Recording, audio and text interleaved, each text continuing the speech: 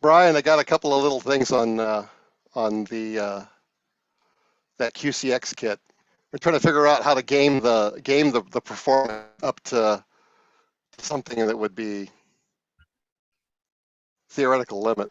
Is that the one that Levi was? That's the one. Oh, But yeah. like I said, what's interesting about it, I was telling the guys, the circuit for that is based on the NorCal 30. I don't know how long those have been out, but it's got to be at least, what, 20 years? They basically copied the whole chain there, almost, warts and all.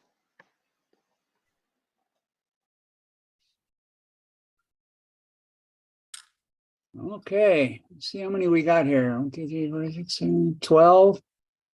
Let's give them a couple more minutes. I'll get my Evening, everybody. Hey.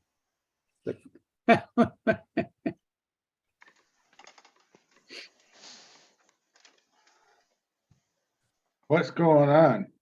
Somebody's losing it. Yeah, Michael, what are you doing? Am I the only one seeing that, or are you guys seeing that? No, it's on you. Yeah, I That's think all my you. laptop's overloaded.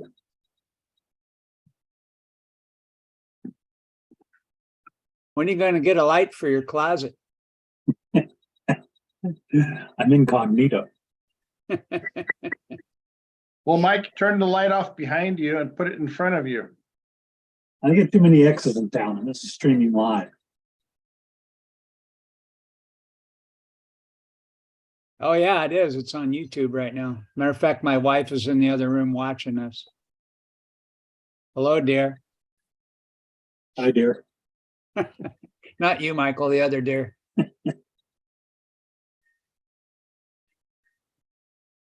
All right. Well, let's get started. If anybody comes along, they might miss the Pledge of Allegiance, but get here just in time. I think Levi is going to be watching from an aircraft, from a jet airliner. If he could get the in-flight Wi-Fi to work, he was going to try and watch it. So I think he should have tried Zooming it. That'd be kind of cool to Zoom with a guy that's flying in a jet cross country.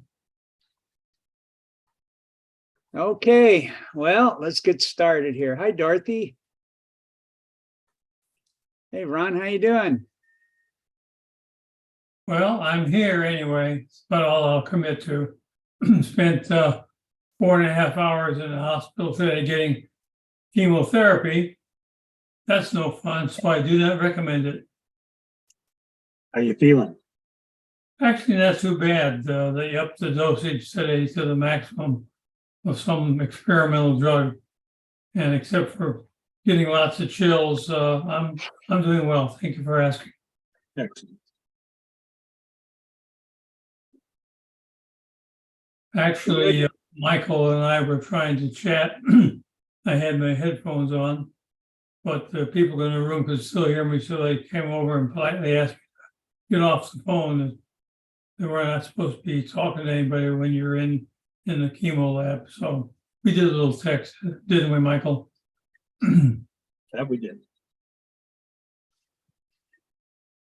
Okay, well, let's get started here. Thanks everybody for showing up. In a few minutes, I don't know if some of you may remember last year sometime I tried to demonstrate FT8, and I had a lot of problems because I had to run it. I have a Mac and I had to run Parallels, and then I had to run Windows to get the software to run, and it was just more than my laptop could handle. So now they've come out with a Mac native application for Flex Radio, and runs real good. And Levi and I tested it last night, and it's going to work. So I've got it all set up here in the background, and we'll get to that in a few minutes.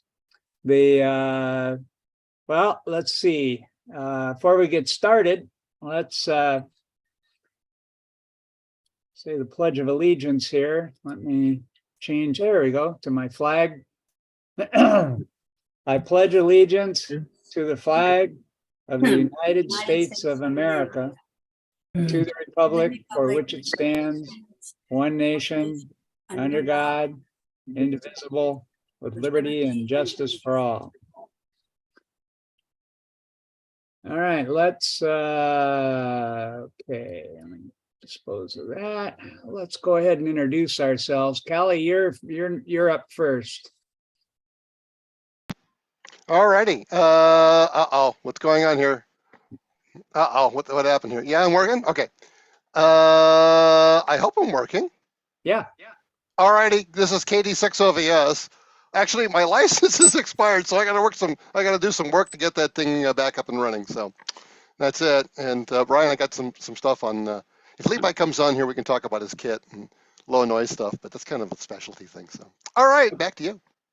Okay, and then let's see. I'm up there next to Callie on my screen. Anyway, I'm Brian, K6BPM, and then next we have Mike, JFB. Hi, W0JFB. And then Mike, CBB. Hi, good evening, guys. KC6CBB. Hope all is well with you guys. And let's see, then we have Mark, KD6. Yeah, I'm a new guy. I'm actually a VCARC member and I'm from Oxnard and interested in a number of things you guys are doing. And I know we have a couple of members in the Ventura County Amateur Radio Club that are members too, like Dave and Dave Schmidt and John Gartman and a few others. So thought I'd join up and see what you're up to. Well, good. You're only new the first time. Okay. All right, let's see. Another Mike, Michael, Good RQV. evening. Good evening, everybody. Michael, K6 RTV out here in Goleta. And Scott. Hi everyone, this is Scott, KJ6VMH. I'm presenting from up here in northern Santa Barbara County in Santa Maria. Okay, let's see. Ron. Yeah, Ron Gibbons, W6KKG. Haven't been around for a while because I've been spending too much time with the doctor, but I'm glad to stay as long as I can. But everybody's here. Dorothy. Hi, I'm Dorothy Oxner, K6DSO. Hi, Ron. I hope you are feeling better at some point. Or getting better. Too much time, but I'm doing well. Thank you for asking, Dorothy. Wayne. This is Wayne, KF6GX in Nolita. And then iPhone, whoever that is. Bill, W8PEY. Yeah, that's what it says up there, Bill, W8PEY. That's me. Oh, okay. I wasn't sure because I can't see your picture. What picture? Well, I know, well, it's good of you not to do the picture thing when you don't have your pants on, so that's Well, I'm trying to bring a picture up there, but I don't know. I'm challenged here. your voice sounds good. You got good audio. Why, thank you. Let's see, Doc. Mic's off. Yeah, Push the button, Doc. I don't know if he's even there. He may be in this. You might have stepped away. Okay, how about Paul? Mic's Okay. off. We got some lurkers. Okay, that's it. That's everybody here. Couple things. You guys are probably wondering, or you may be wondering what's going on with the tower collapse. We've got pretty much everything that we need to have restored back up and running. The tower is still collapsed. We haven't done anything about replacing that and don't know when we will. But we've moved some stuff around, and we've got everything back working. We replaced the microwave dishes from the Lavaggia to the Red Cross, so we have better bandwidth coming in there now for internet applications. And we just got in some real high-end Ubiquity devices. They're microwave radios and dish combinations. They're called air fiber, and it's what carrier grade or carrier ISPs use for backhaul and for long shots. And they're supposed to do much better than what we have been doing, like to San Ynez Peak and to Diablo Peak on Santa Cruz Island. So we got ones in for San Ynez Peak, and we're going to put those up first and get used to them and see how they work. And they're smaller dishes. Wayne, what are they? Are they 22-inch dishes? Yeah, these are like 450 millimeter. They're about 22-inch dishes that we're going to try. They have a 620 millimeter one, which we may use for Diablo, but we should be able to get away with the smaller ones for San Ynez Peak and just lessen our wind loading everywhere. May allow us to keep the old 4-foot dish up at San Ynez Peak as a backup, run these things kind of in parallel, at least for a while. Yeah, the dishes that we're going to be replacing are less than half the diameter of the one that we're using now at San Ynez Peak. And we should be able to, well, we're hoping we're going to get bandwidth up in the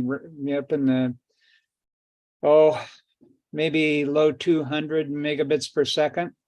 They'll do a gigabit, but that also requires a lot of bandwidth. And we can't hog all the bandwidth because we'd be running into other people up at San Ynez. So we will use as much bandwidth as we can and try and we ought to have we actually the bandwidth that we should have with these is better than most people's home internet. So that's going to help us a lot. It's going to really make the whole system more dependable, especially when we get to putting the ones out, or the one out at the island and another one on mainland here, because that is really just teetering on a razor blade. Too much one way and it leaves, and so it's a real delicate balance. So if we were 10 feet farther away, we might not be able to get it at all. So these new antennas, I think, are going to be they're going to cut down the amount of time we have to spend keeping the link up, and they should give us a lot better performance. The camera that we have out there is a real good camera, and but we don't have the bandwidth to really exploit the capabilities of it. It's capable, I think, of 4K video and with audio, and what we get is sort of choppy, and we don't have a strong enough signal from there to keep it live on YouTube. So I tried for months to keep that running on YouTube, but it would conk out sometimes after just a few hours. Sometimes it would go as long as 12, 14 days. But it was just too much constant work keeping the live feed up on YouTube. So if we have some more bandwidth, that'd be cool. We'll be able to see things in much better resolution, much higher frame rate, and it'll make our internet or our network connection will match the capabilities of the camera, which will be nice. Am I the only one seeing this on RQV's? No, he's kind of speeded up and broken up. I see. They show How I'm do doing you, other things. I'm watching the EDSB display, and I think that's just too much for the laptop. So let me close it down. There we go. yeah, that was weird. You'd have to go back and watch the YouTube version later, Michael. Need a gaming laptop. But there was like the top of your screen was in black and white, and it looked like some random collection of all the others people on this. You know what it looked like is one of those, artsy news broadcast things, where they have flashes of old, news items and stuff in black and white. He's going max headroom. Yeah. Oh, yeah. Kind of like that. Okay. Let's see what else. I had something else I was going to bring up, but Callie, you want to tell us about what your Levi? He may be watching. He's not going to check in, but he may be watching. So if you have, you've been working on the what do you call that again? The QCX. Right, the QCX Plus. I put if you go in the chat, I put a link to the manual, actually to the web page, and but you can type in QCX Plus, and so Levi built one of these for 20 meters, and they're using them. It's a QRP rig, and the cool thing is it's an all analog, just about signal chain. But it uses a nice synthesized local oscillator. And what's behind my head right now is sort of a portion of the manual. Maybe we can shoot a share screen. So, anyways, they quote receiver sensitivity of this thing of 0.2 microvolts. And if you know stuff, typically a good HF rig, we're down in the neg 128, even 130, neg 134. If you got all your filters in, that's a typical, low noise. Now, on 40 meters, it probably doesn't matter, but on 20 and 15 weak signal stuff, it probably does. So I was curious as to why this thing wasn't, as quiet as it should be or could be. And then the other thing is it's a really interesting design. It's based on the NorCal 30 design, which has been out for ages. So I'm reading the manual, looking at this thing, and I said, well, let me look at the NorCal 30 thing. Sure enough, they copied the circuit, warts and all. So I've got this idea of how I think I can fix it. But it's a bit of a challenge. Like I said, what's really cool is it's baseband, so RF goes in. It's got this chopper circuit that's right over my head here. So that's an audio RF transformer. That's the chopper circuit, and everything from this point on towards the headphones is literally audio. It is actually 700 hertz audio. So literally, they went from RF direct conversion audio, and that's, I think, is where they ran into trouble. So do you have one of those?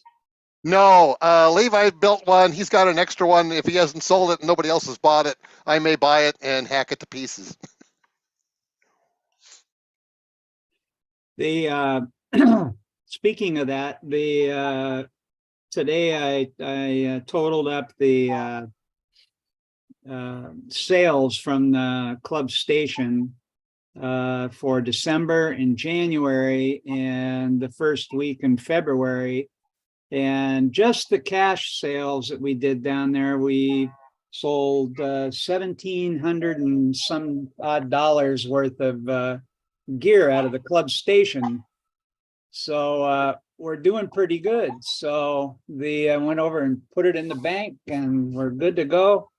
And that's we still got 2 more weeks in February. So that's pretty good. So when people come down, when you guys come in and buy stuff, we got several people involved in equipment sales, and we're doing our best to try and hustle up bargains and go and clean out estates, and we've been well, it's not lucky for the Silent Keys, but it's lucky for us that their heirs have, many of them have called us and said, we have a lot of equipment we'd like to get rid of.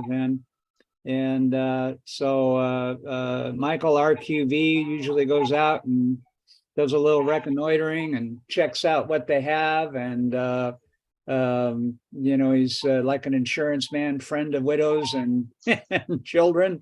And a dung beetle. Yeah. Anyway, but we've come up with some really good things. In some cases, people, they don't know and they don't care what they even have. They just want to get rid of it. And, you know, I think usually what the Silent Key said when he was living is to give it to the local ham club. So that works out well for us. And then, Jim Everson and Mike RQV, you know, they go through everything, make sure it works. You know, if mic cords need fixing or something else, we refurbish them a little bit and get them out the door. So, and a lot of people are getting good deals on nice quality equipment and test equipment too. One thing you might consider is a note to the executor of the Silent Key, so that they can take, so that the family can take the donation off of their income, off his last income tax year. Yeah, I've done that before. If I have that information, a lot of times I don't. So Yeah, sometimes the states, they don't want an itemized list. They don't want a letter. They just want it out of there. Have a nice day. So yeah, I have to say it's refreshing when they don't want an itemized list. but others I've sent the letters to the survivors or to the heirs, and with the appropriate with our tax ID and the instructions for them to. They value it themselves. We're not allowed to value it. They just put a value on it and deduct it. So anyway, yeah, we do that as a rule, but last 2 or 3 of them that we've gotten, the people were just like, get it out of here. We had comment. Hey, Brian. Yeah. Yeah, I want to thank you for doing that. Michael RQV done a great job doing your research. I'm the editor for the SWAPnet, so I put that in the webpage. And I give kudos to Dave Schmidt.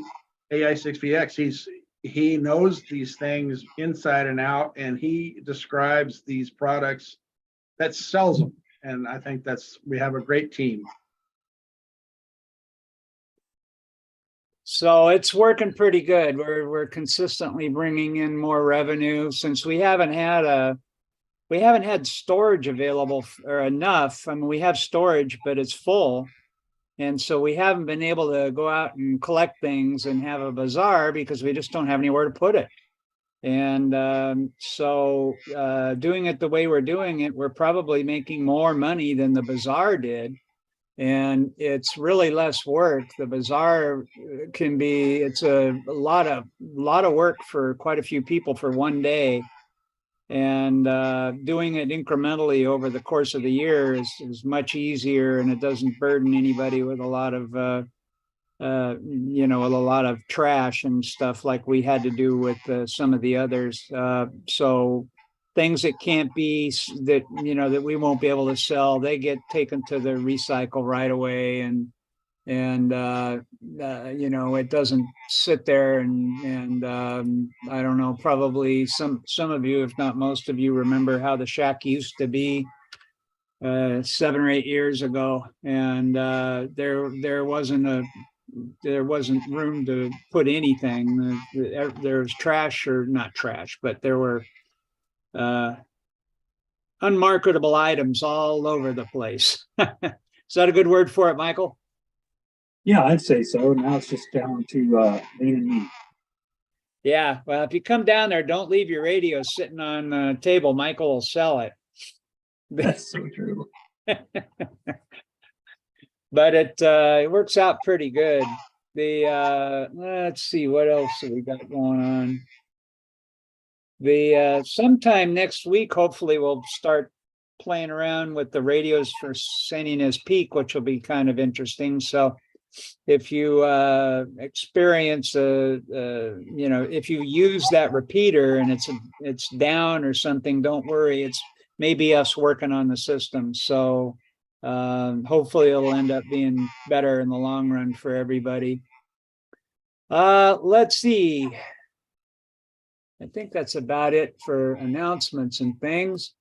What I'm going to do tonight is I'm going to show you how I have a Flex radio, and it's all software driven. There's no dials on it. There's no buttons on it. There's no screens on it, nothing. There's an on and off button. There's a jack for headphones and another jack for a key. And that's about it. And very plain. And it's just in a cabinet right next to me. And everything's done through the software on your computer. So, having a good computer makes things very smooth, and it's real easy, real interesting. I need to make my fonts bigger because you guys won't be able to see it. So let's see. Where is it? I just installed a new version of Mac OS, and they've moved everything around, changed the way that it's been done for years. Now I got to find displays. There it is. Okay. Okay, hopefully that'll be visible to more people. Let me make this smaller here.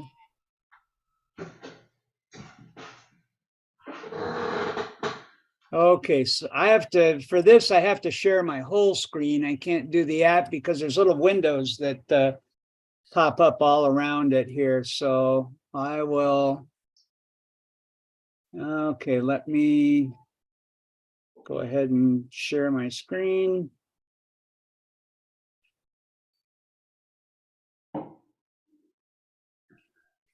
Okay. Can you guys see that? Can you read the frequencies and stuff? Yes. Okay. The main screen is this here with the pan adapter and waterfall down below here. That's what we look at all the time. Over here on the left-hand side of the screen, or you can put it wherever you want, that's the radio controls. And it's real smart. I mean, if you select a different mode, all the controls change. And so you have the controls at your fingertips that you need for the mode that you're operating. So if you're like doing CW, it'll be different. If you're doing phone, it'll be different. If you're doing digital, it'll be different. And so there's no setup in between. Once you get your initial settings down, you can switch modes instantly. This radio is also capable of doing what they call slices, 2 slices at once. So I can split my screen up into 2 different radios, so I can actually work 2 different bands at the same time. You can only transmit on one but you can listen on 2 bands and see where the activity is. Some of the more expensive Flex radios go all the way up to 8 slices. So for every $1,000 you spend, you get 2 more slices. So it's great for contesters. Contesters love these radios because they can they'll buy the $6,000-$7,000 radio that has 8 slices, and they're able to monitor all the bands and see where the activity is. Tonight I'm going to show you the built-in FT8. Now with Windows programs for years, and it still works that way, is that If you want to do FT8, it's a separate program you have to download and configure. And then if you want to do PSK 31 or something, that's another program that you have to download and configure. If you want to have a pan adapter and a waterfall type thing, you have to open up your radio and tap into the right places and use dongles and all kinds of things to get a pan adapter on your screen. And all of that with this is all built in. Some of the built-in tools, there's a CW keyer, there's a keyboard that you can type and output CW.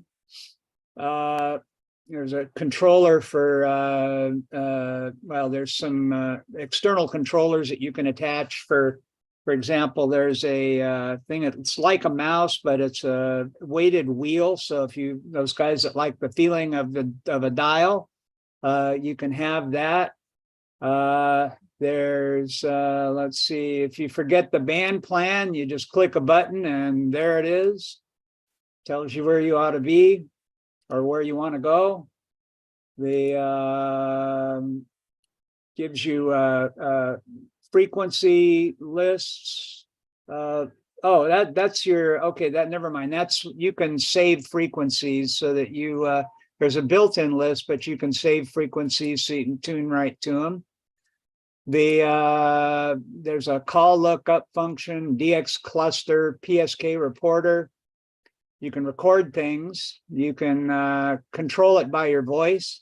So you can create voice macros. So you can tell it to change to 20 meters and it will.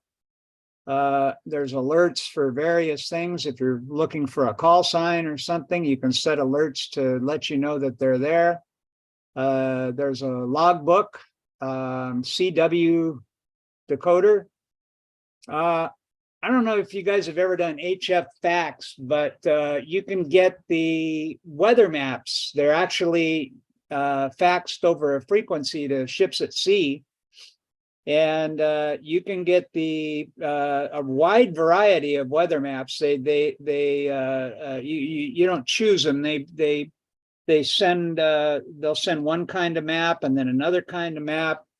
And they rotate. I think they got about 7 or 8 different types of maps that they send out, and it's got all the charts for fishermen and other sailors of various types. There's a RIDI program built in, and then tonight we're going to look at the FT8 program that's built in. So I'll click on that. This is real nice because even the older versions of the Flex radio software didn't have a built-in FT8. This does FT8 and FT4. FT8 is really fast. FT4 is faster. And FT8 is what's really popular right now. So I'll click on the RX button and we'll start listening to. Okay, it doesn't look like there's a lot of activity on 15 meters. So let's look at 17 meters. Doesn't seem to be much going on there. Well, let me go back down to 10. That's been kind of, yeah. So we'll go up to 20, see what they're doing there.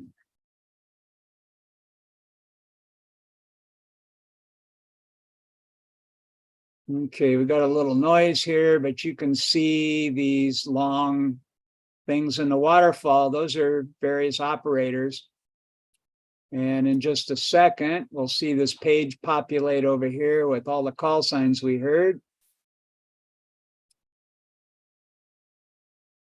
So when you're using FT8, you transmit and receive in 15-second sessions. So it's actually like 12, 13 seconds, and then you have 2 seconds to decide who you want to talk to. So you'll see these call signs come up over here. in the display here, what you'll see is the time in UTC. You'll see the dB. With FT8, you really want to try and work stations that have a dB of maybe -20 or better. The -21, maybe anything much over that, you're going to have a hard time because it's they don't have as long. With FT8, you could, or FT, not FT, but JT65, you had a full minute of transmit and receive. So it was able to repeat it enough times that you could work stations that had a -30 dB signal. And but with this, you only have 12 seconds or so. So you want to go, you really are not going to be able to get out there with or you're not going to be able to, or people aren't going to be able to get enough of it if the signal is too low. So the DT up here is a clock synchronization. So the FT8, JT65, JT9, FT4, those are all highly dependent on having an accurate clock, because other stations need to know when to transmit and when to receive. And that's if you're a second off or 2 seconds off, you're not going to be able to play here. You have to be right on the money. So what you'll see here is the amount of, nobody is up to a second. They're all a fraction of a second off, which is, well, more often than not due to latency. And so these are all good times here. Then the frequency that you're on is, the frequency is calculated by the offset. The center channel for 20 meters is 14,074 kilohertz. So this frequency where it says 1482, that's 1482 up from the edge of the band. So that allows you to, we're all dialed into 14,074 for the center of the band, but it really extends from 14,070 up to 14,0770, and it can be anywhere in between, but the frequency, we refer to it as an offset. Then the message column here is the actual traffic that's going on. When you initiate any of the FT8, JT65, any of those, you either transmit a CQ or you answer a CQ. So you'll see here in this, there's nobody right now CQing. If it's a CQ, it'll be highlighted in green. So all of these are already engaged in QSOs with somebody else. Now there's a CQ right there. So I could, if I wanted to talk to that guy, I could double click it and it would start the process of replying to him. And what he's doing when he CQs is he sends CQ, he sends his call sign and his grid square. And the software figures out what country it's in, and it tells you what country. So if you're looking for an unusual country or something other than USA or Japan, you can kind of be discriminating by looking at the country and picking one. Now, when you're trying to respond to somebody, you got to be quick. You have literally 2 seconds to make your decision. So if you're answering CQs, you may not even have time to look at the country and then clear over to the other side and look at their signal strength. If their signal strength is too low, you may not want to try that guy because he may not hear you. But let's just pick one next time one comes up here and we'll see what happens. So we'll wait and it'll pop on here. Okay, that guy's USA. So what you'll see See this big spike here? That's me transmitting. Let me move that over. Okay, and now I'll just wait. So if he decides to reply to me, he'd be replying right now. And as soon as the time period's up, we'll see. So he did. He replied to me. The red line there means that he replied. And then the software just takes over. It does it all automatically. So it will read what he sends. And he sent me a signal report. I sent him a signal report. And now I'll be waiting I'll probably get a RR73, which means Roger, Roger, 73. And that ends it for him. And then nope, he didn't reply to me. So I'm replying back to him one more time.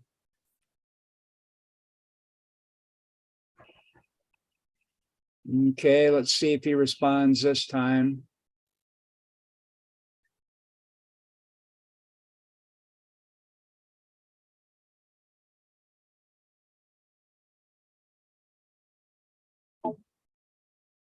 Nope, he didn't. We either lost him or he lost interest or whatever. He had a -17 signal.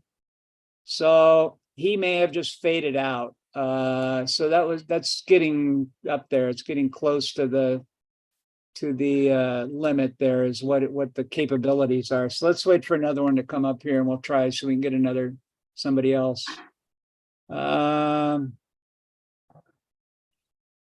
Oh, okay, now he's replying to me. So we'll see here.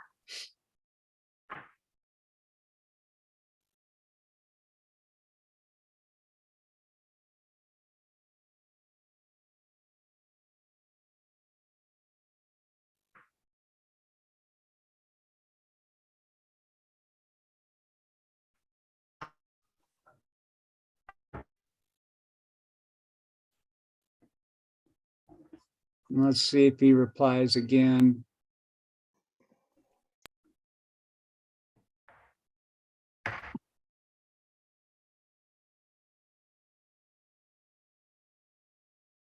No. Okay, we'll find another one. There's not a lot of activity tonight. Last night when I was playing with it, everything was open. Okay. Brian, Yeah. it almost looks like that 20-meter noise just south of that was slightly correlated with your voice. Anyways, never mind. I don't think so. Well, it's nice to know I'm not the only one that has 20-meter noise problems. Well, I mean, like I said, it's slightly correlated. Let's go take a look at 40, see what's going on there. As you can see down here, it finished the QSO with him. I sent 73, and so the QSO is finished. It logged it automatically, and let's see what's going on 40. It should be much busier. There's no noise.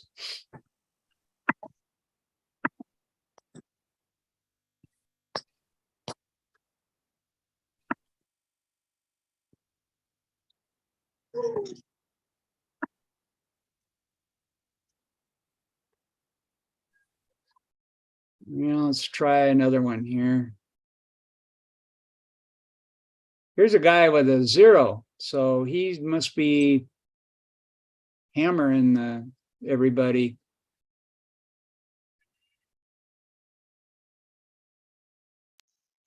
Okay, let's see if this guy replies.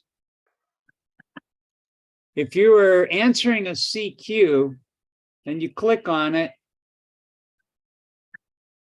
and he replies, the whole process is automatic. You just sit back and watch it.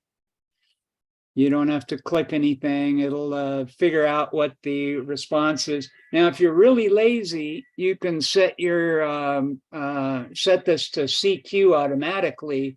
You can go out to dinner and come back, and you've probably had 100 contacts while you were out. It does it all by itself. Okay, that time he answered me, so we'll watch it. I'm not doing anything. I'm just watching it. So it's doing the whole process here. Is this valid for your logbook? Yeah. Awesome. The FCC wouldn't be happy if you left your post, though, would they? No. But some guys do it. Wait a minute. Now, if ChatGPT works all states, does it still valid if ChatGPT works Czech? I don't know. See, I can go over here in my tools and I can look at my logbook, and you'll see these last two right here in my logbook. And then when I'm all done for the evening, I can send them to QRZ, and it will get put there. I can do it anytime, but it's better just to wait until you're done with your done for the day, and then just upload your log entries. It's all automatic. You put your account in there and your API key, and it does all the logging for you automatic. Oh, I didn't see that Spain one there. Well, let's see if he. Oh, see, he had a -24, so he's a little bit over the edge there. Brian, what logbook software was that you just popped up? It's built into the program. And what program are you using? This is Smart SDR for Flex radios. There's that Spain guy. Let's see if I get him. We'll see. He's -24. I kind of doubt it. He's a ways away. So all the FT8 stuff's built into that Smart SDR software. Yeah. Okay. Along with you just got here. You didn't see it, I guess, right? Yeah, I don't want you to back up. I'm sorry if I'm asking redundant questions. Yeah, it's got a whole bunch of things built in that you don't have to install anything separate. You can if there's another program that you like better. If you're used to using a different program, you can use that, or you can use what's built in. This is really good, though. This is every bit as good or better, if not better, than the what is it, JT? JTX. Yeah, JTX. Let's see if we get where's Bonaire Island? Bonaire.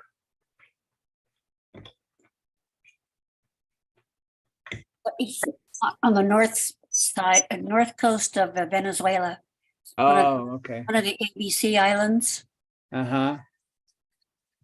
Now, there's a couple other neat things you can do if you want to see. I just showed you the log, and then you can also look at PSK Reporter.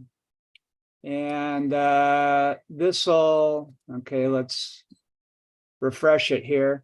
This will show you all the stations that heard you, your signal report, how many miles away they are, what band you are on. And so these are, you see here on 40 meters, it's all been pretty much United States. See if I go down to 20 meters. Earlier, 10 meters, 12 meters, 15 meters, and 17 meters all had activity.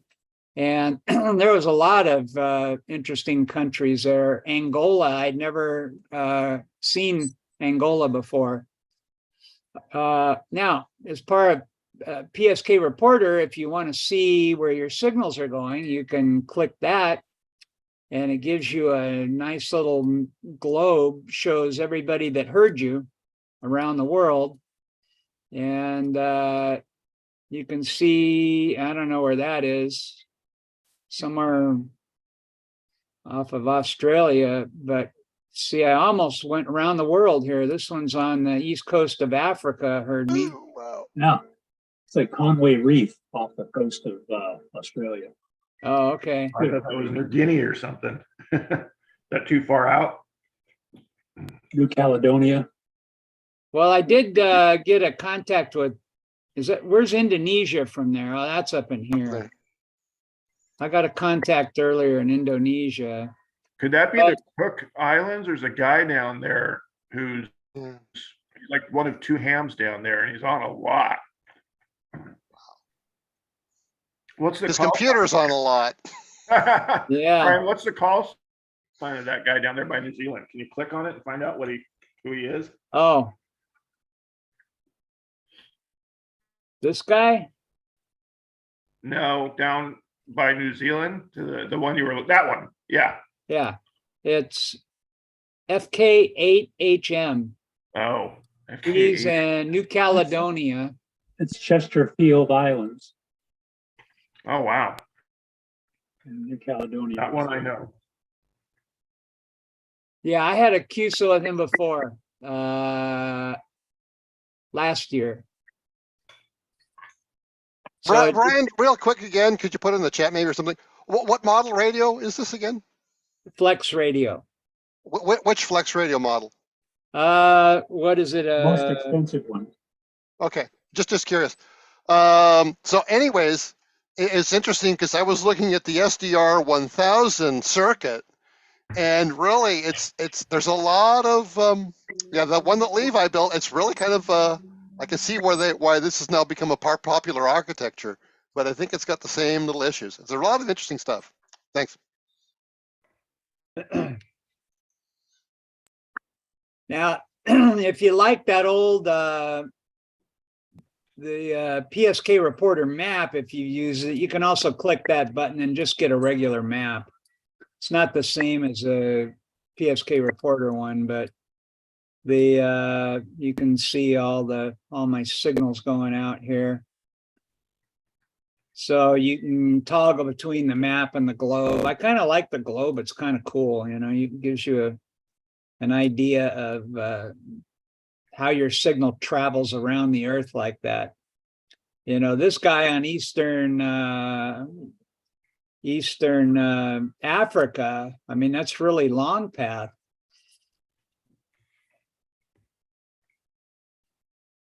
What's his call sign, Brian? That guy, he's it's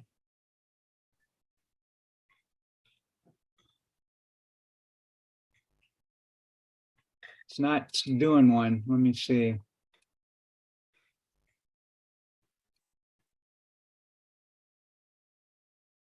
He's probably at dinner. Okay. ZS5KT, Republic of South Africa. Yeah. That's about it. We can do a QRZ lookup. Justin Ferner, South Africa. There's his email. This is really cool because all this stuff is built right into the program, and you don't have to, have websites open. And now, is that a Flex Radio program, or is it just something you brought in to Flex Radio? Well, okay, here's the deal. There's a guy that wrote a program for the Flex on his own, and it became he called it Dog Park. And it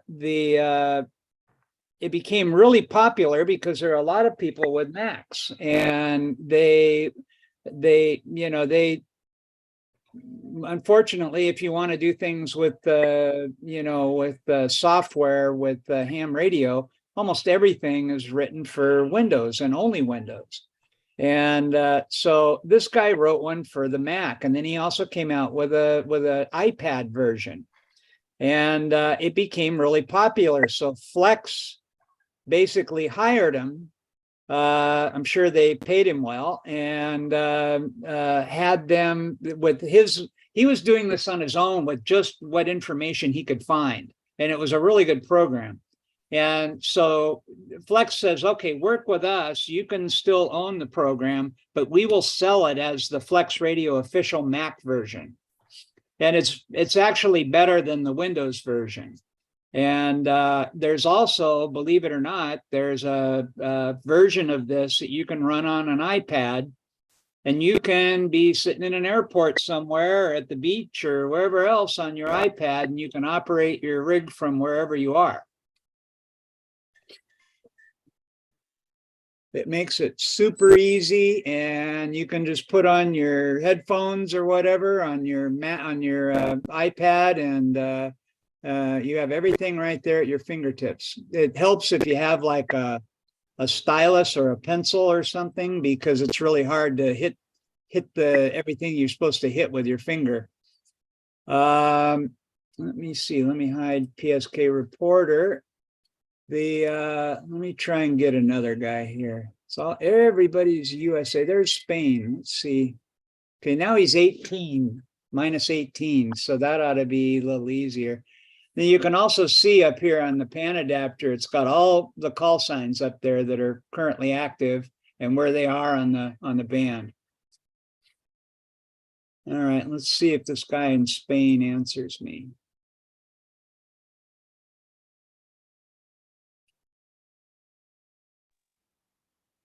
Yeah, Brian, they have a talking version of that.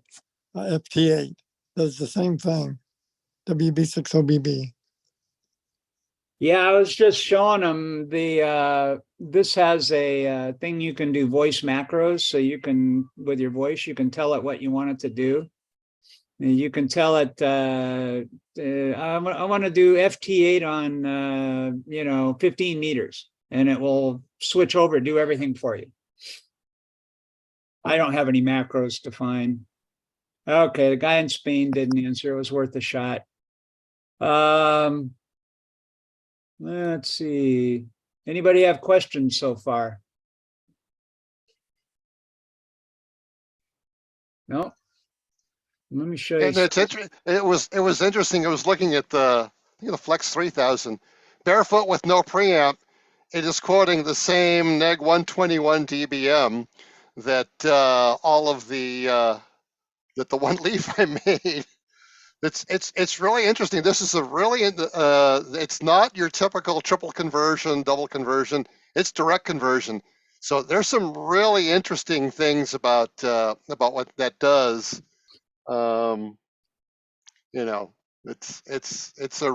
If you read some of the early stuff as far as overload and weak signal performance, it really is so much different than your typical HF rig of yore. Oh yeah, it's a lot different. So question. Yeah.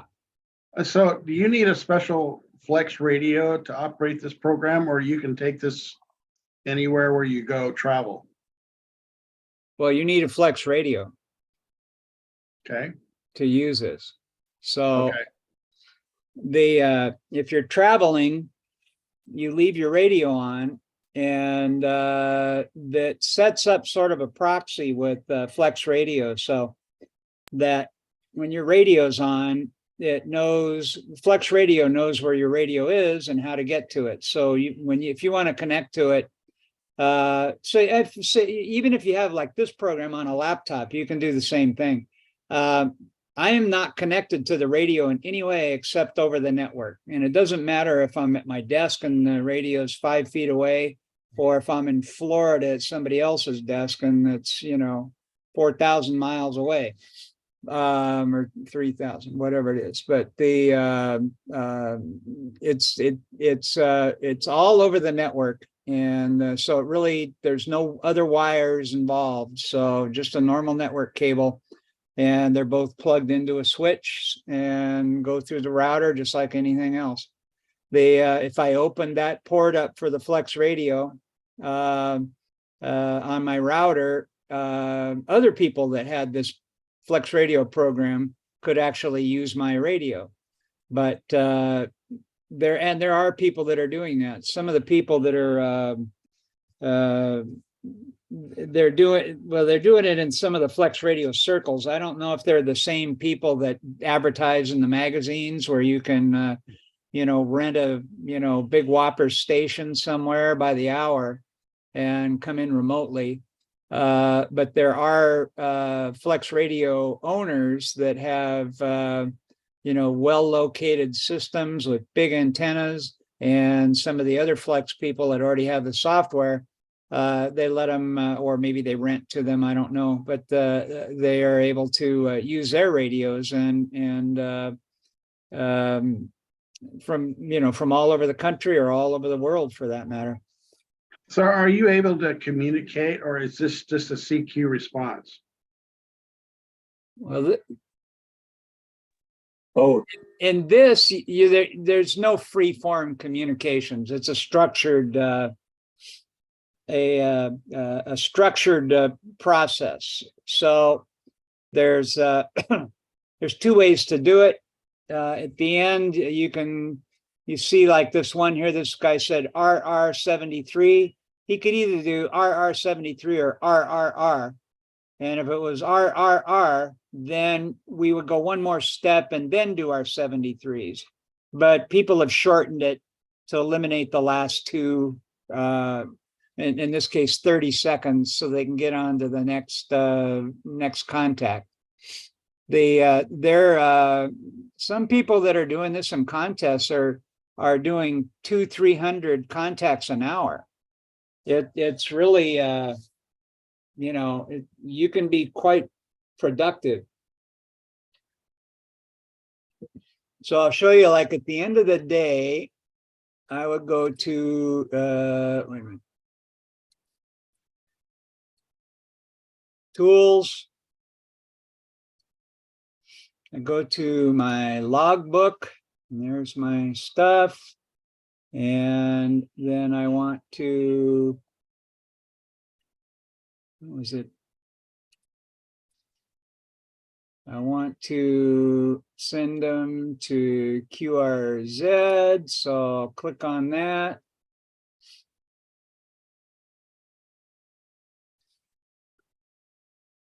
And it sent them. And so if I wanted to go to, if I go to QRZ,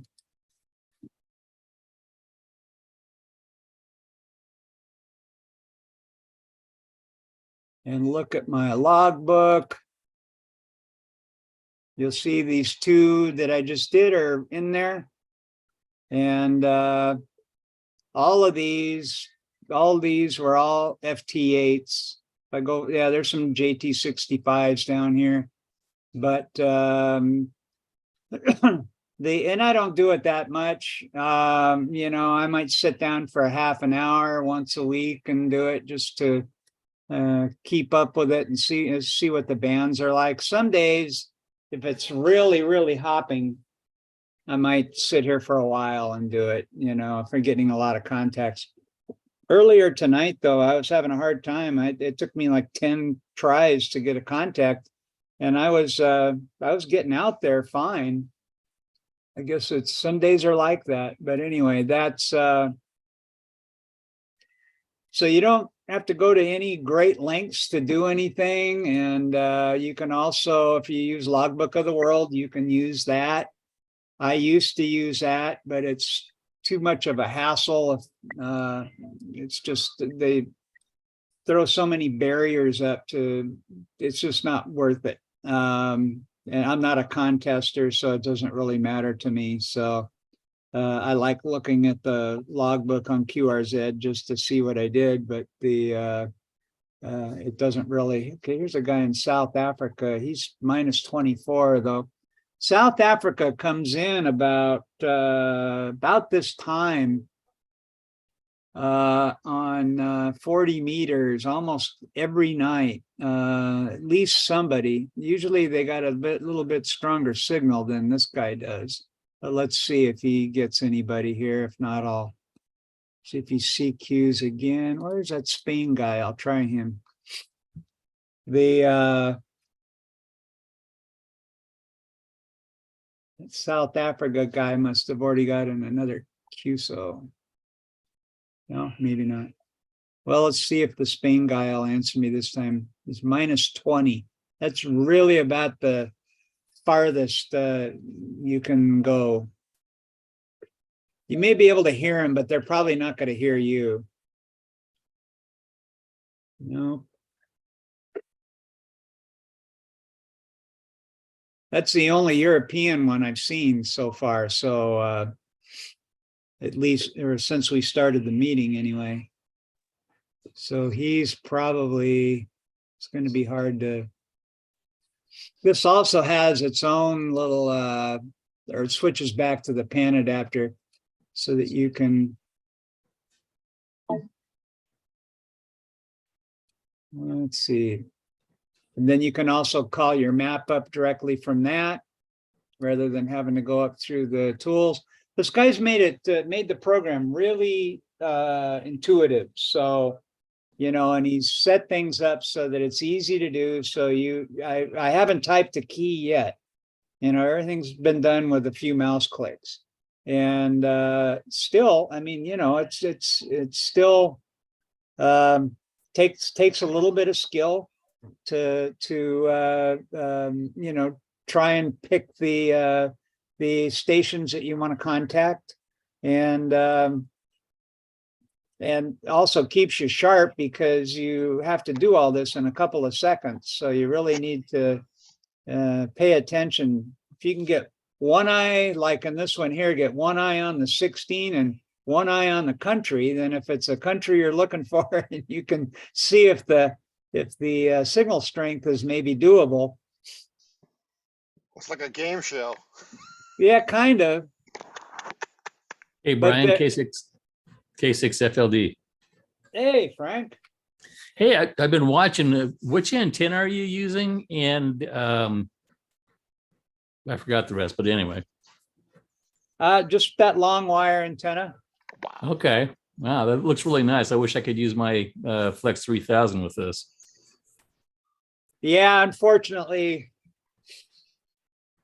you can't. But you're using a radio that's been obsolete for several years, and Flex Radio retired that software and then made it open source, and then somebody else picked it up and started keeping maintaining it, and so at least you have that.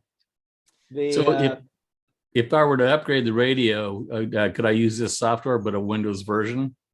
There's a Windows version. It's not the same guy, but it looks a lot like this. He modeled this after the Windows version, but I don't think the Windows version has all these other programs built in. Can you play your sound and let them hear what the signal sounds like? Well, you won't hear it really good because I've got it. I'd have to. Can you hear that? Not really. Okay. The problem is you'd hear it. The only way you'd hear it is if it came through my microphone, because otherwise I'd have to go in for you to hear it, and I'd have to put the output. I'd have to change the output from speakers to Zoom. You follow me? Yes, I do. So when you were talking about the responses in the queue, so in WSJTX, you could actually modify your response a little bit. You can't do that with this one? Yeah, there's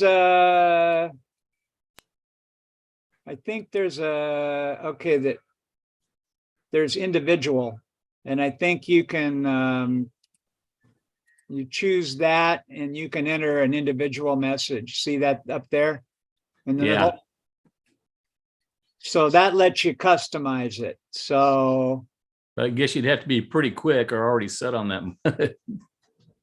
yeah, I don't know if there may be a way that you can add them, a pre-canned message like hi Frank or something like that. But you can do it, but you really got to be fast. But you know what? I don't do it all that often. And the guys that do, I saw a guy doing this on YouTube, and boy, he could, he was really on top of it. He's really focused. So when you get used to it, and you can, they give you a lot of options here. There's you can do splits, you can do switch your transmit from odd to even. There's a whole bunch of things you can do, but you got to be fast. Okay, here's the one that's auto. That's what I was thinking of. You can put it in CQ mode and just put it on auto, and it'll just CQ, and then people will answer. It just carries on all by itself. That's really lazy. Let me see here. That's kind of about it. Anybody else have questions? Just real quick. So how much did, I don't know, how much have you used the preamps on that? Say a 20 or 15? I don't know. All right, so that's not a big thing. No. No, everything's like automatic. That's the thing about, see, that's the thing about having a computer software is a lot of the stuff that you're adjusting on your radio, on a regular radio, that you know, maybe you'll change your, you know, so what do you got? Maybe you got a 2.7 filter and maybe a 3. Well, on these you can have whatever you want, and it can be as narrow as wide as you want it. You can permanently map birdies, and so you'll never hear them. There's just all this stuff that just once it's done, it's automatic from then on out. So you don't, there's not a lot of stuff to deal with. So it's like, you know, AGC, all of those things that, you know, that you are fooling with when you're, you know, trying to get the perfect signal. This is trying to get you the perfect signal without you having to go through all that stuff. So for beginners, it's a great radio if they can afford it. For one, I think that you learn a lot more by watching the pan adapter and the waterfall.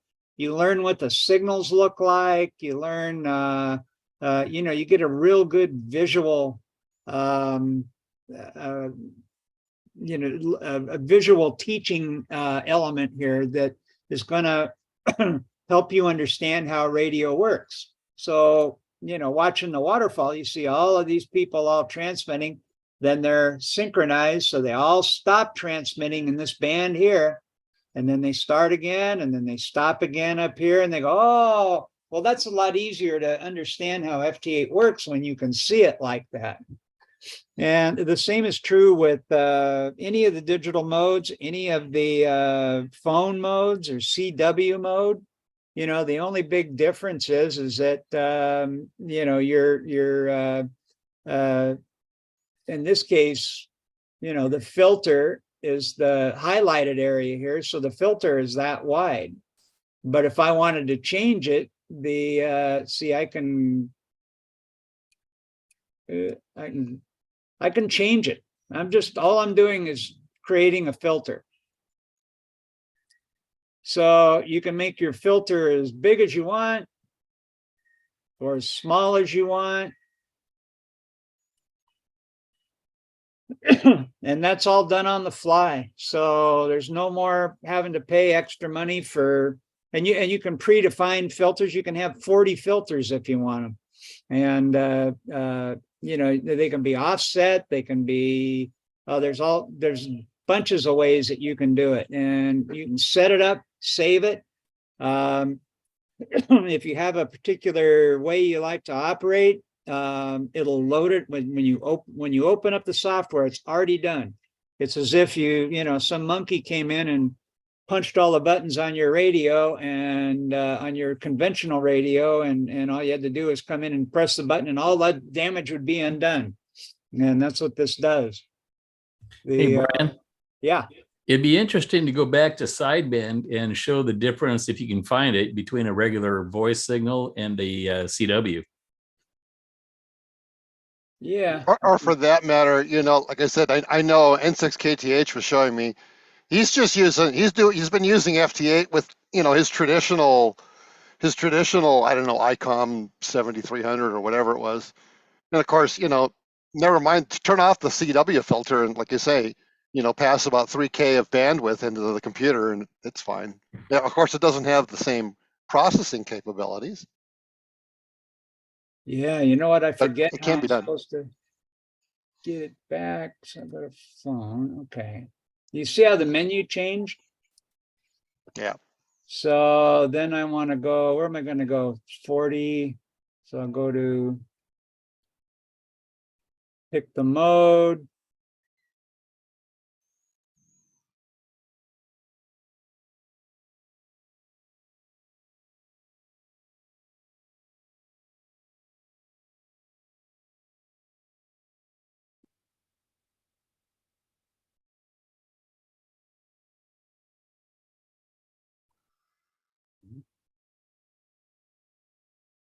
I don't know if you can hear that. But you could do 40 kilohertz sideband. It would sound, it sound a little weird. Yeah, now see if I want to, if I see another signal, okay. Wait a minute.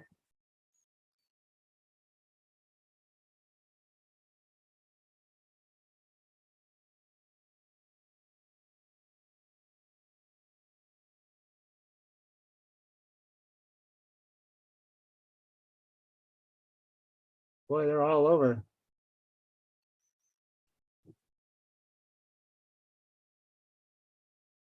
That's LCW, isn't it? Yeah. Okay, I just picked on one and then you can click on them. Yeah, we can hear that now.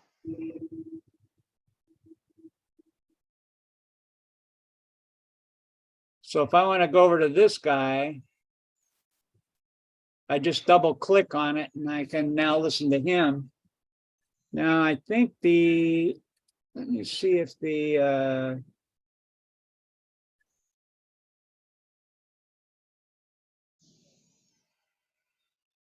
Yep.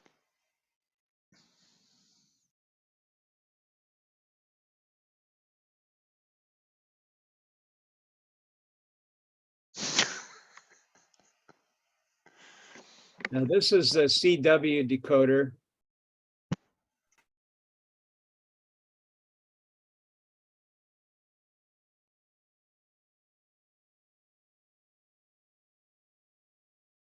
So if you don't know CW, I don't know if this guy does either. Let's see if I can find another one here. Now, Brian, can you fine tune with the mouse wheel? Yeah. Have they added the feature where you can make your transmitting sound all chirpy? I don't know. Does Make that my cost fist sound like a extra? noob. Does that cost extra? They're supposed to have a section where you can just, practice sending into the computer and it'll copy your fist. Okay, where do you go? So if you don't know CW, this is kind of cool because you can still watch it. Although I don't know if this is correct or not. The call signs seem to be okay. That's okay. Those are hyperlinks. So what happens if I click on it? Nothing.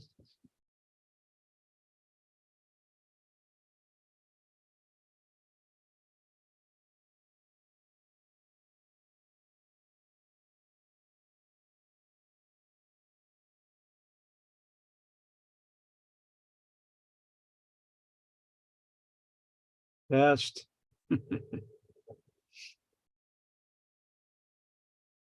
Well, it's call signs KOAP apparently, but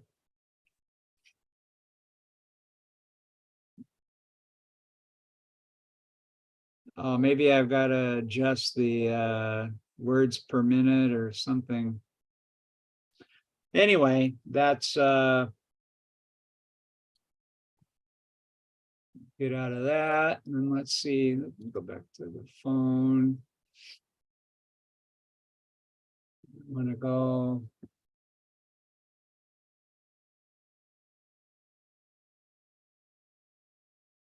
Okay, where's the?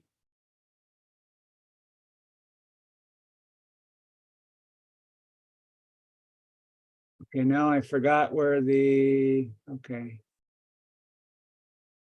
Okay, so we're gonna go to.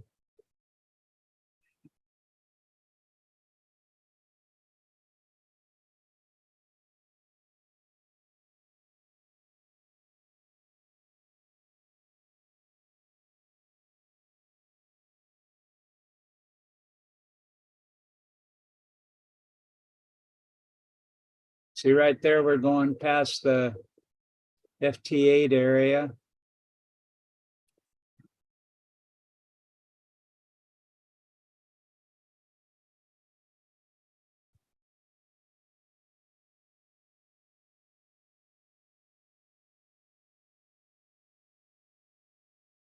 You can see as much or as little of the bandwidth as at one time as you want.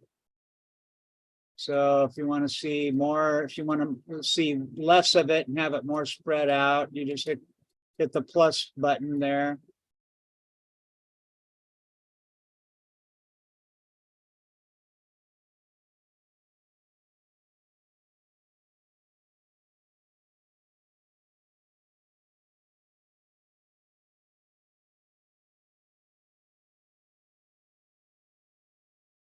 Anyway, okay. Anybody have any particular questions about any of this? Okay. All right. I think I'll stop it. And that was it. Let me see. Anyway, well, didn't lose everybody. Thanks, Brian. I wish there'd have been better activity on FTA. This just happened to be bad tonight. Last night, you couldn't go wrong. I mean, every band, I think when I got up to 80, it started to thin out, but everybody was, I mean, and when we first started doing like JT65, we would do it during the digital net, and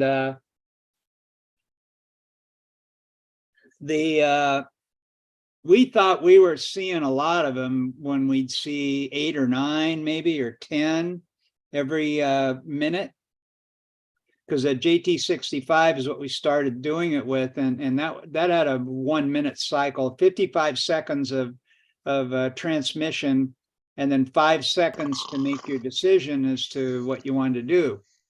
And Michael, I know you're watching the ADSB. No, I was actually watching this, looking at the schematic that Kelly sent. Sorry. Oh, okay. And so we thought we were doing really good. Now it's not unusual, and to see 25 or more, and that's every 15 seconds. So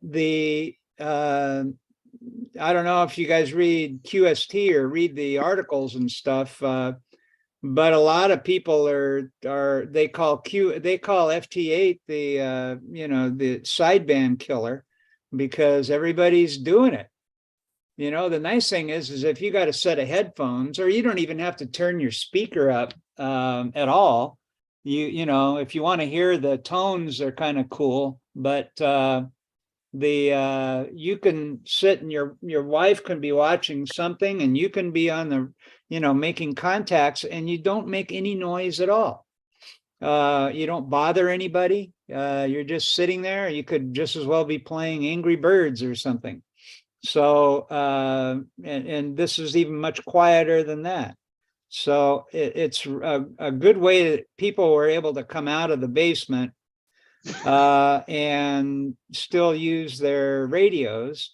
And then a lot of these guys are using, there's also a device that Flex Radio makes called the Maestro, which is a sort of a hybrid. It's actually uses a Chrome-based tablet, or I'm sorry, an Android-based tablet as a display, but then it also has all the buttons and dials. So you can operate at full SDR, or you can also use your buttons and dials. And that you can just roam around the house with. So if your radio is installed in your shack in the back or whatever, and or outside in the garage, and it's 40 below outside, you can just sit inside with your Maestro or your iPad for that matter, and operate your radio from any room. The Maestro is kind of cool because it has conventional microphone jacks and headphone jacks, and so you can use something nicer like a Heil headset. For using it with the Flex radio, I can do that if I'm close to the radio. I can just use a regular headset, or use a regular microphone and speakers, or I can use my computer speakers and microphone, and or I can use any old USB headset, something that has preferably has a transmit button on it, but you can also do it with the space bar if it doesn't, and that'll be your key to key up, and you can talk through a little boom mic or something. So those you can buy for $20 and they work just fine. So you pay a lot for the radio, but you're not necessarily paying a lot after that. The software that they use is you pay once for it. You don't have to rent it like everything else is these days. Everything else, even the stupid thing like a calculator, they want you to pay $5 a month for it. It's just ridiculous. But this program, you pay, I think it was $125 one time, and I get upgrades all the time. And it upgrades in the background, so I don't have to do anything. The only time I ever have to actually do anything somewhat complicated is when there's a firmware update for the Flex radio. That's one of the neat things, is that they add features to the radio through firmware upgrades. And if it's enough features, they might charge you for the firmware update.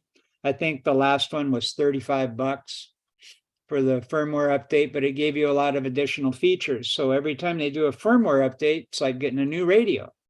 They add things, they improve things, it's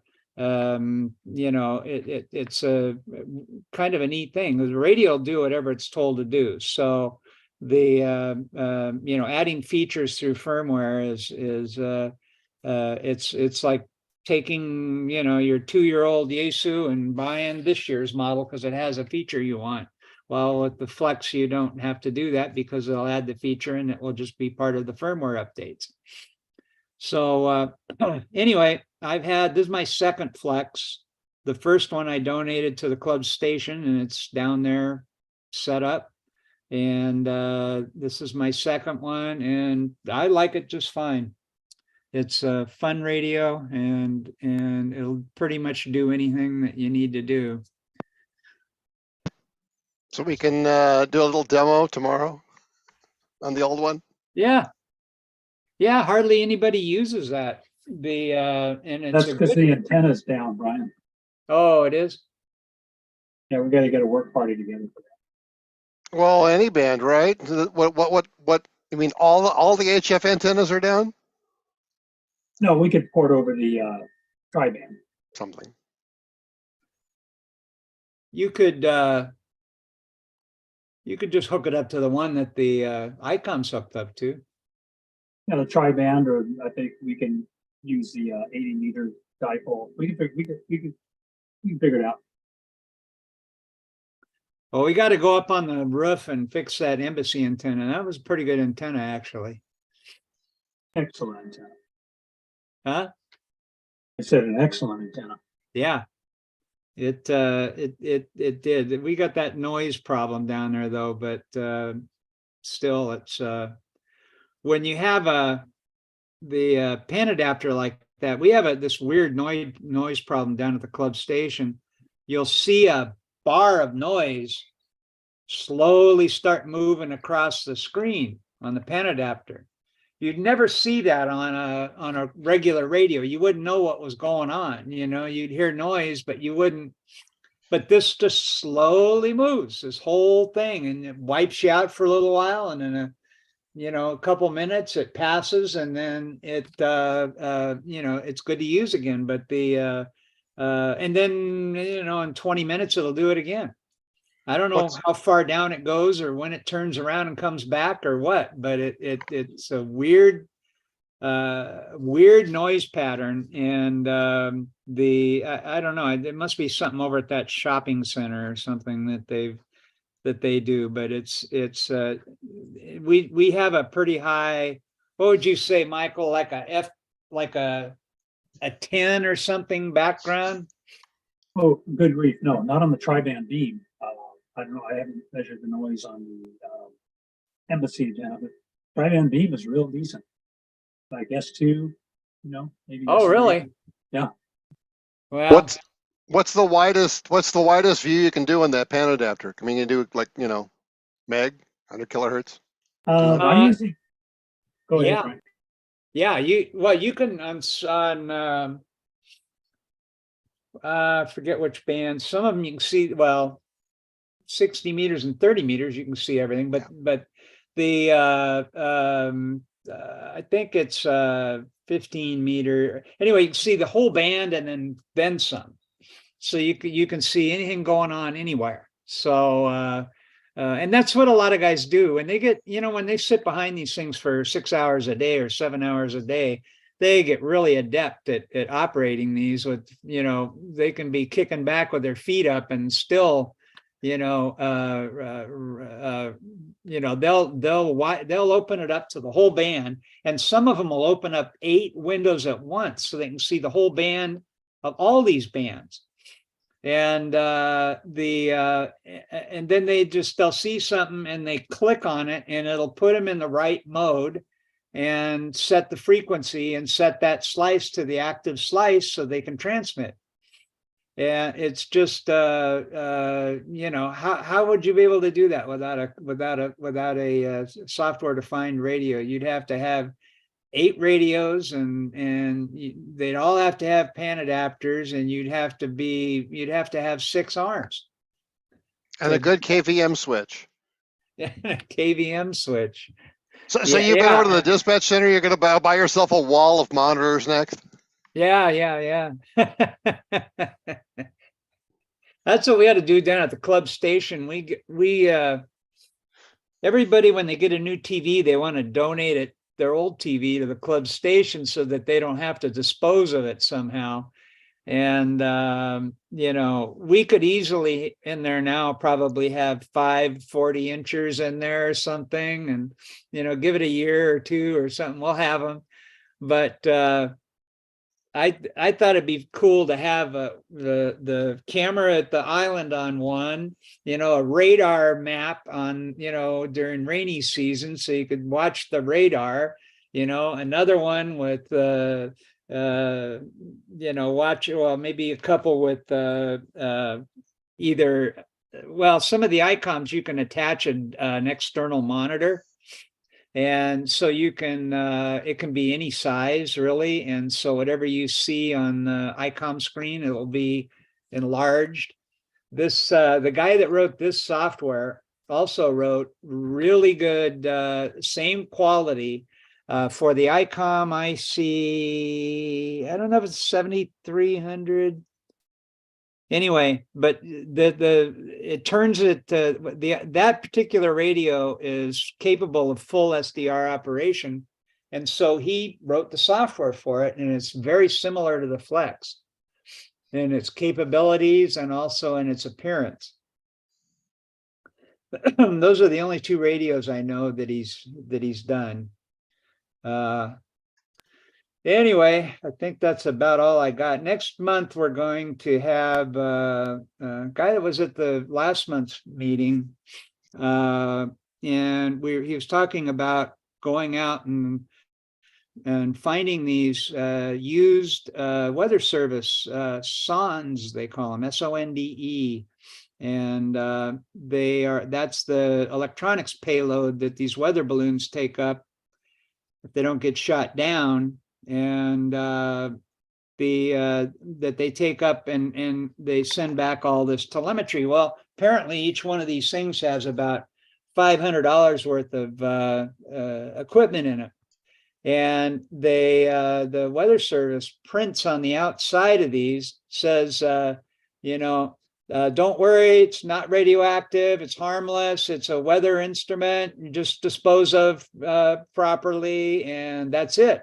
They don't ask for them back or anything else.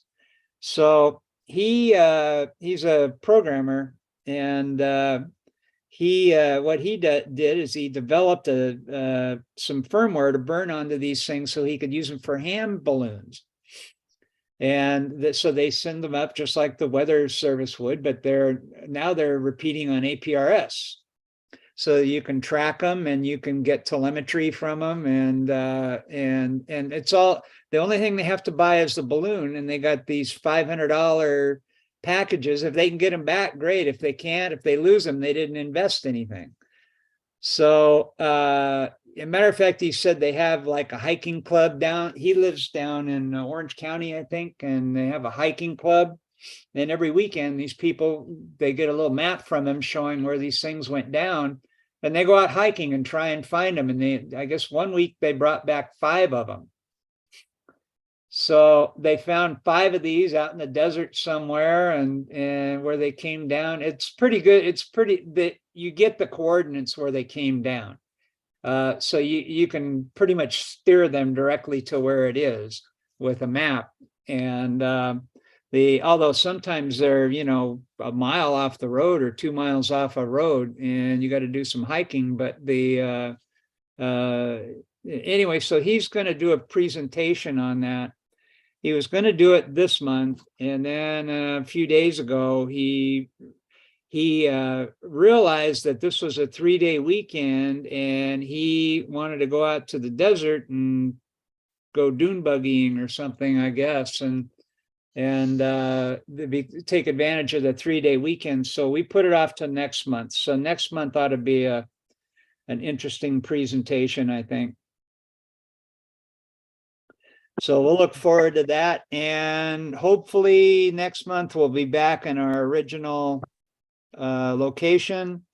There was a church that was going to rent it for a whole year. They have services on Friday, Saturday, and Sunday, and they wanted to use it for a whole year, but apparently they found another church or something where they could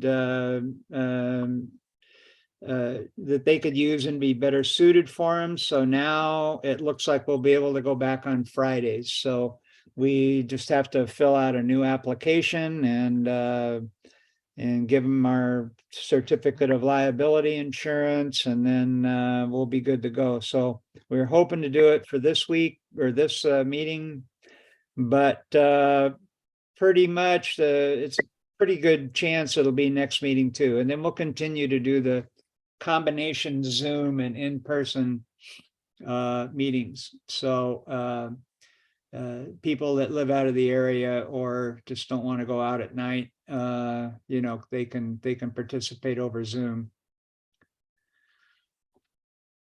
Anybody have anything else? Can I do a quickie here? Yeah. Let me hit the share screen. Is it a song or anything? No, it's actually because of your software Callie. radio. I wanted to share this little circuit thing. It's kind of. Let me hit this and see if this will work. Well, let me.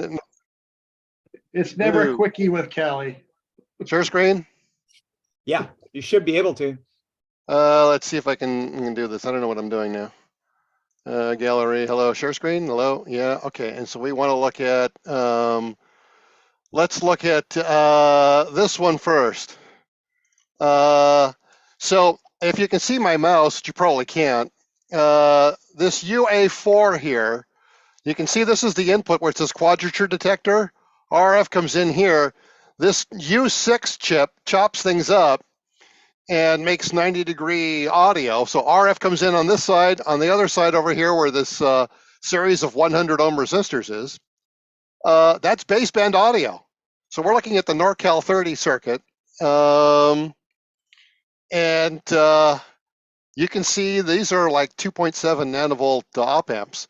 This is supposed to be a balanced circuit, but this is actually contributing to the noise floor. Let me see if I can go find the other sheet.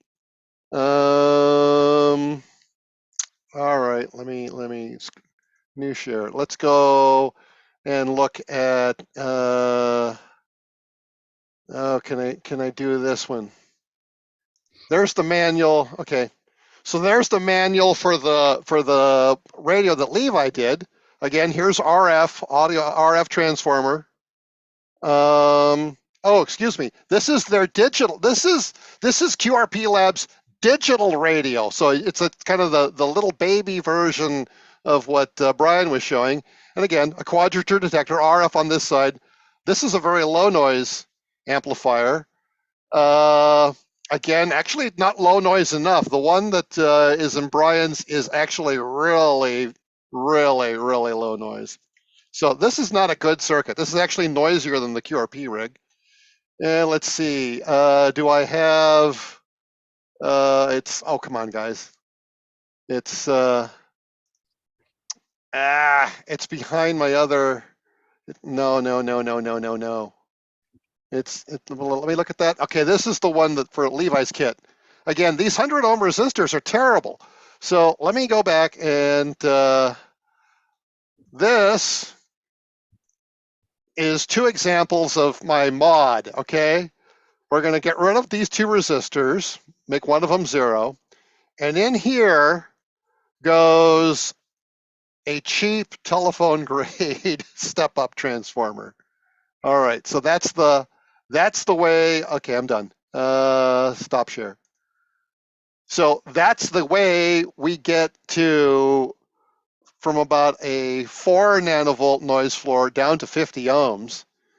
And they just copied this thing, same circuit design, all the way even to the SDR 1000. So there's probably a little bit way to get actually a lower noise floor on all of these radios. It's just, you're really pushing the envelope on getting some low noise. Anyways, we'll see if it works. So how are you going to modify this? Well, these are telephone grade. They're little telephone grade transformers made by Zycon, Uatone, and they're like a couple bucks a pop. They're basically telephone grade. But if you don't terminate them in 600 ohms, they will easily go out to 10 kilohertz, 30 kilohertz or more. And the key issue is the primary winding must have a DC resistance of less than 50 ohms, ideally like 10 or even 2. And then you step that up and you overcome the noise in the op amp, and you also can go from balanced to unbalanced. And so you can actually get that noise contribution down to where it needs to be to get your neg 134 MDS instead of neg 121. So instead of 0.2 microvolts on 20 meters or 15 when the band is weak, you can get down to that, neg 134 without using the preamp. But this is, I mean, how are you going to do it with the existing circuit board? Well, okay, there's two 100 ohm resistors that couple into the thing. You pull those out, and then the transformer just goes in there with a little daughter card. Oh, okay. So there's a few tricks. You're gonna need to know something about audio, but the other option is you try to find an op amp with a 1 nanovolt. Believe me, it's what is in your SDR radio, the 6000 series and the 3000 series, is really kind of the scary way of doing it. And I haven't looked at the schematic enough to know whether they did it right or not. But I looked at doing it that way, and it's like, you're better off using discretes. There's knowing, like I said, I played around with ribbon microphones and making audio preamps for some of this stuff. There are some interesting tricks. Huh.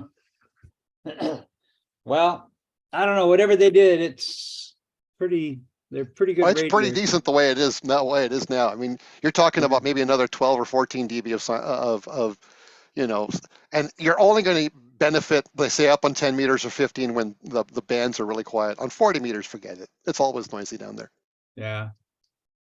Hey, Ken, are you still listening? I was just going to tell him, Brian, that I want to return my Flex 3000. Yeah. I'm listening now. I was on a phone call and eating dinner, but I just turned back on about a minute ago. You want to return your Flex 3000? Yes, please, Ken. What do you think? What's a Flex 3000? Never heard of this. Thanks. Yeah. I can't hear you. You're breaking up. What do you have, Brian? Are you demonstrating the 6,000? See, yeah.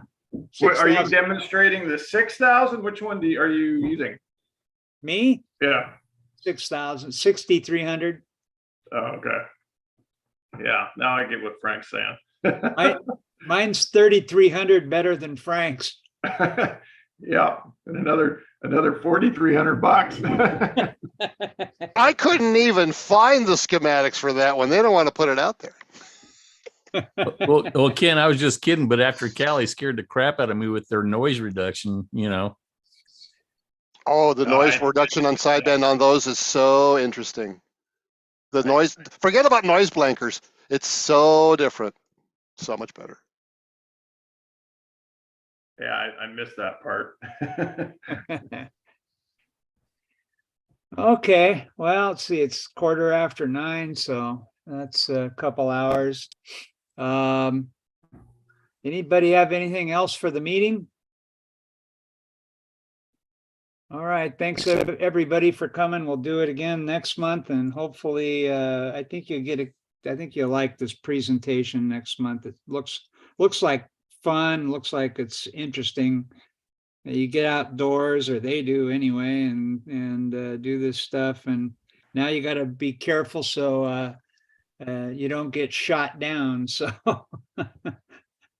that adds to the drama.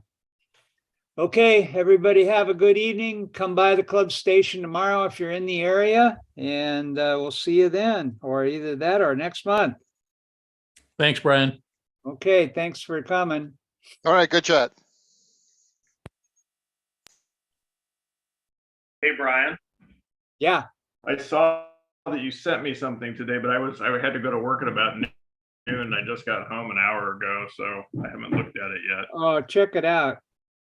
If you got that other program that imports stuff, it will definitely import a SVG file, and that's all vector. And I changed all the fonts, so they're no longer fonts. Now they're curves, and that way you don't have any trouble with the scaling of the fonts.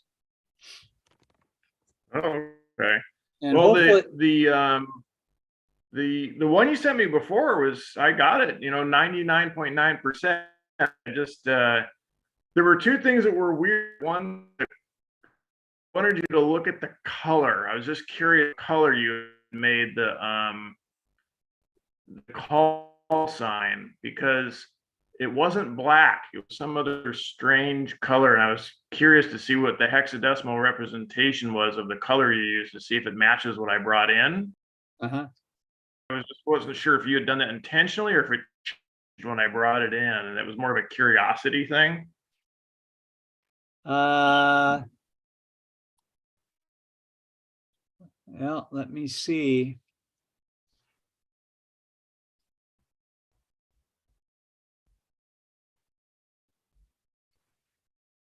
Do you even have a way to look at that file anymore? Oh, you can look at it in your new program, right? It'll still load it. Yeah. When you're using it instead of AI. The hex is FBBC06. Oh, let me write that down. Grab a pen. Frank Boy Charlie 06. Yeah.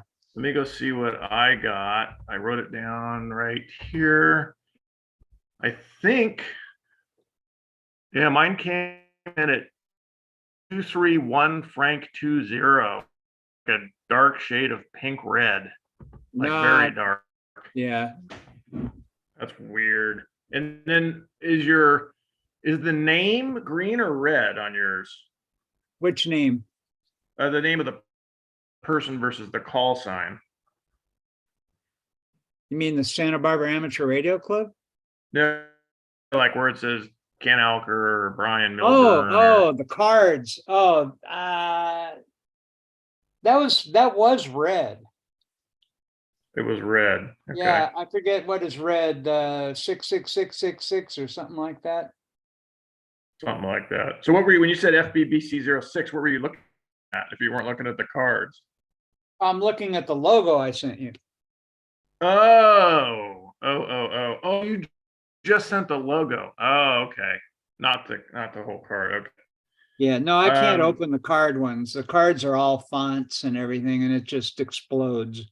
You can't load it in that new program you got that you're using No. instead of Adobe? Well, it loads, but I mean, it's not anywhere close to usable. Oh, really? Interesting. Yeah, Huh. no, that is not solely vector. There's vector, like the logo is all vector, pure vector. There's no gradients, there's no nothing. And no fonts. Everything is all vector, but the AI will let you store fonts in it, store gradients and all that kind of thing. So those don't always convert. So you may get it to sort of convert, but it's not going to look anywhere like what, the original did. The metadata is stored differently. It's a bunch of, it does the best it can. I get the same problem with EPS files. Although EPS files generally, if they're all vector, they come out exact. But the thing is that they're always missing layers, and EPS puts everything on a layer. every single thing on a layer. Like if it's a dot, it's its own layer. Gosh. Oh wow, that's And terrible. it's like a monster to edit because you right. I look at my layer dialogue, and it takes like 5 minutes to scroll from the top to the bottom. So when I imported your badge into Inkscape, it did a really good job. I mean, it looks, after I got those fonts, shoot, hang on a second. Give me 2 seconds.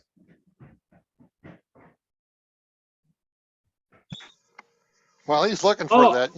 Hey, Ken, you know what? It just occurred to me.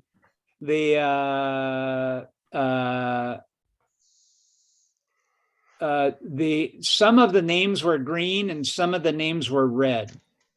Oh, okay.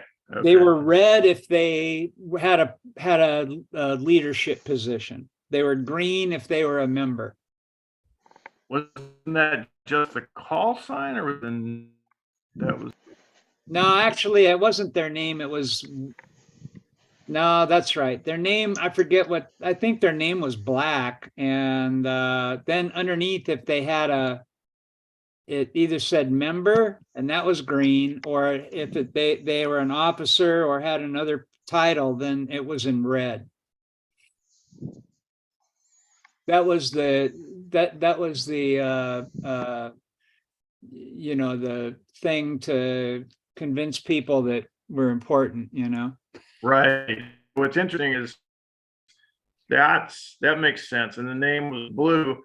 The one I brought in, the AI file that I actually got to import and looked really good after